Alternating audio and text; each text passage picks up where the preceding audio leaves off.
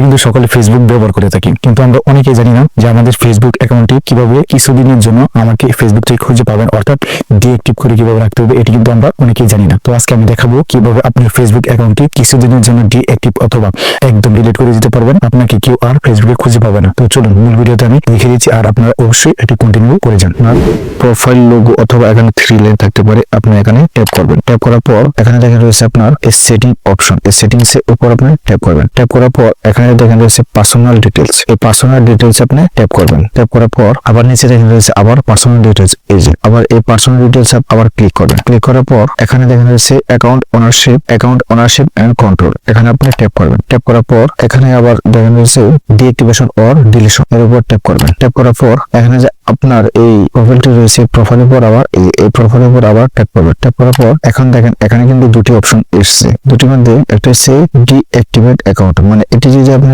ওকে করেন তাহলে আপনার এটি সাময়িকভাবে ডিঅ্যাক্টিভেট হয়ে যাবে। আর যদি ডিলিট অ্যাকাউন্ট আপনি যদি এটিতে ওকে করেন তাহলে কিন্তু আপনার ফেসবুক অ্যাকাউন্টে চিরতরের জন্য ডিলিট হয়ে যাবে। এটি যদি আপনি এই নীল মার্কটি দিয়ে, এরকম নীল মার্কটি এখানে দিয়ে যদি আপনি কন্টিনিউ ক্লিক করেন তাহলে কিন্তু আপনার অ্যাকাউন্ট একদম পার্মানেন্টলি এটি ডিলিট হয়ে যাবে, এটি আর ফিরে পাবেন। আর যদি উপরে অপশনটি করে যদি এই অপশনটি করে ক্লিক করেন তাহলে কিন্তু আপনার সাময়িকভাবে এটি ডিঅ্যাক্টিভেট হয়ে যাবে। তো ধন্যবাদ সকলকে, আসসালামু আলাইকুম।